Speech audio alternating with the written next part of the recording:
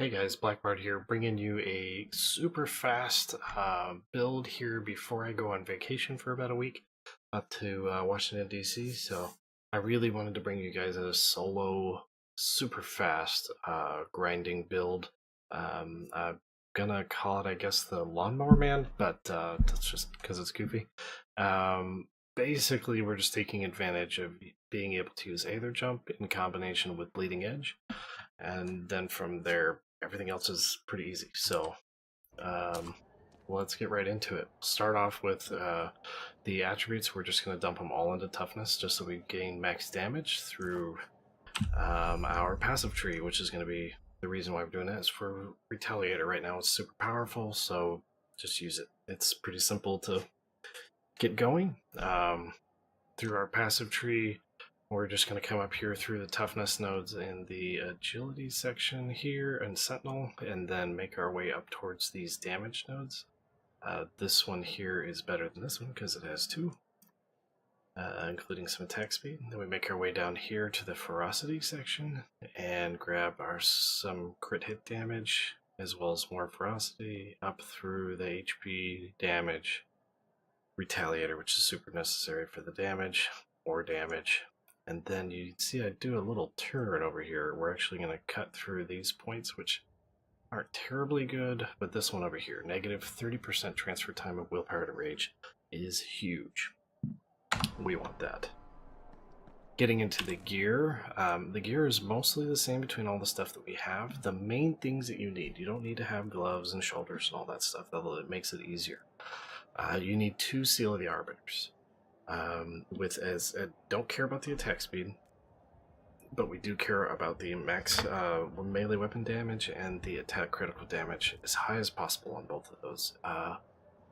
The max damage is 60%, the max crit damage is 20%. Just try to max those out. If you get more ferocity on them, then terrific, not a big deal, but the major stats are those.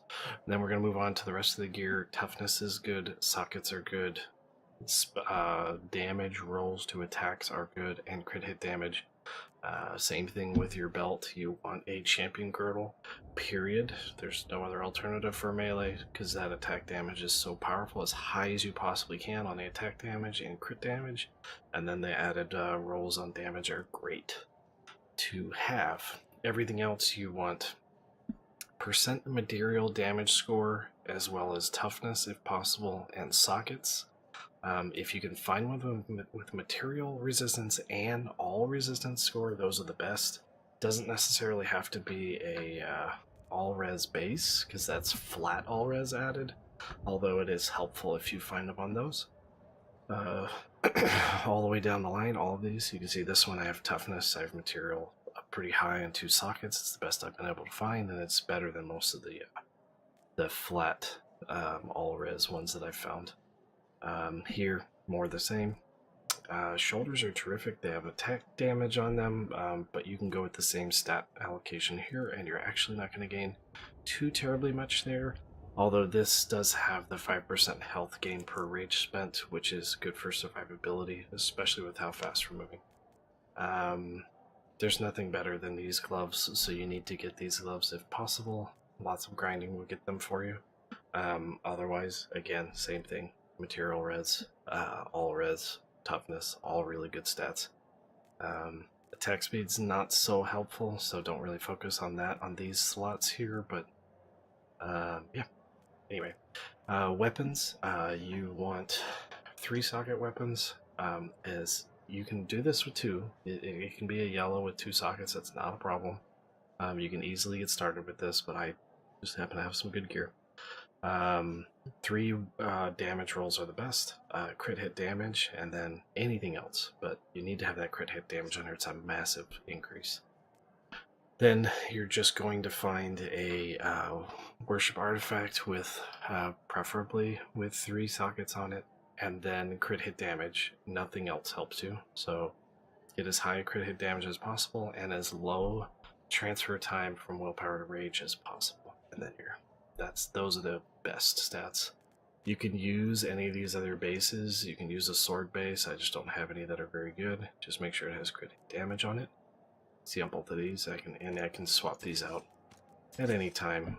Once you get a certain amount of damage, you don't need any variations, although you'll get the hardest hits from Bleeding Edge with a bladed mace. So keep that in mind. Getting into the skills, we're going to start off with Aether Jump here. Again, it's just a level 10. We're going to grab the teleport range as well as the multiple times casting. That's what helps makes this work. And then if you're using a dagger, then you can use Mark of Impurity. I realize I've been saying Mark of Impunity recently. It is actually my Mark of Impurity. Thank you, Red, for correcting me on that. But we're going to use the same 2 at the end here, spreading all of the Mark of Impurity to everything it hits and then detonating the bodies. Then we're going to move on with Tracker's Reach. This one's totally up to you. I use the stun and then the AoE because it's super easy to use and it gives you a free stun. Groups things up really easily and you're good to go. Shout. We're just going to use grants bonuses to all. I was actually set up for a push, so that was there, but you can add weakened. It'll increase your damage by easily 10%, as well as granting all resistance per enemy hit. I don't think this is quite working properly since they nerfed it, but it is still really good. Last but not least is going to be Bleeding Edge, and you're going to use the same 2. For this, because it's a speed build, I would use Increased Area of Effect, although in pushing you would use projectile speed, and then you have to go with the axis spinning over short duration from where they're thrown, just because it's so powerful. That's really it for the skills. So we covered gear, skills, boom. Let's just hop into one, and I'll show you exactly what you're supposed to do here. I'm just doing 2s. You don't have to do anything very high. If your gear sucks, do Adept, and then just keep cruising as far as you can. If you can get to 6, then that's terrific. That's what we want to be doing. So we're just going to teleport. I don't care about these groups. My initial lag when loading in. I don't care about these groups that don't have big mobs in them. I want... Now, if I'm running out of...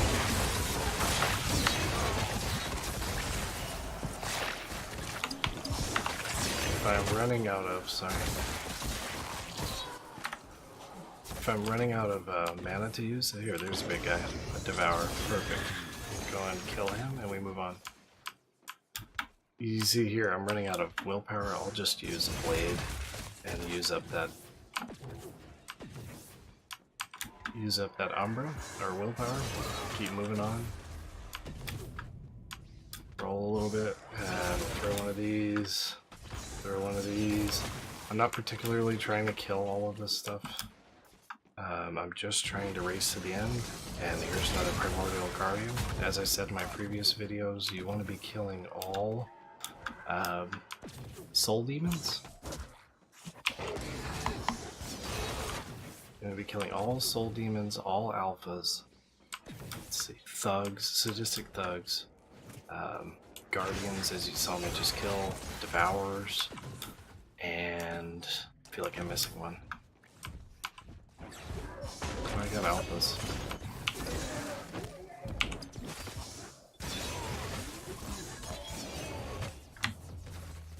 Oh, and make sure to kill ants anytime you see him. That's pretty much it. So you're just gonna cruise through. You're probably gonna miss some at the first area because you move so quickly. Even if there's no mobs around, just throw that down. There's a Devourer.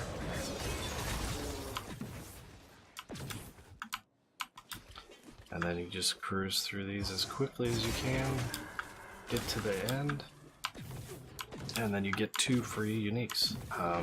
There's an alpha. Just keep moving.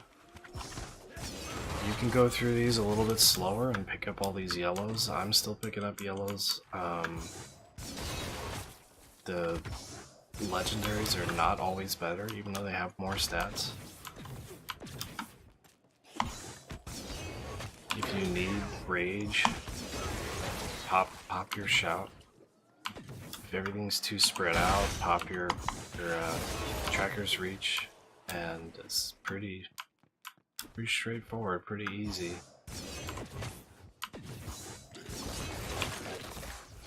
And like I said, I'm not doing very high runs here.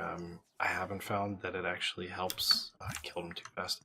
I haven't found that it helps anything as far as your damage goes, or as far as your drops go. So just run whatever you can run on the expeditions and run them as fast as you can.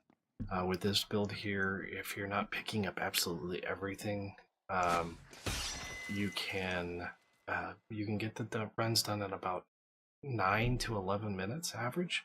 So that's 9 to 11 minutes. I mean, that's averaging 6 runs an hour. So at the very minimum, if you didn't get any drops the entire time, you're still getting 12 uniques. Especially when you're first starting out, that's pretty powerful. And also, if you're still trying to get your gloves and your shoulders, those uniques just cranking up numbers. Most of them are going to be crap, but the more you get, the more chances you have to get something good. So that's pretty much all I'm going to bring to you. I'm going to be gone for about a week. I'll be back next Tuesday. I'll start streaming again.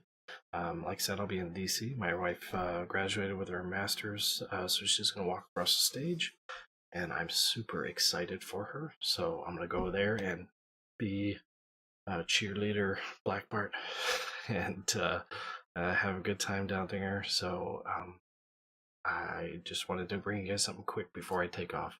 Anyway, you guys have a wonderful day, and I hope your guys' week goes well. I'm sure I'm going to have fun. I'll catch you later.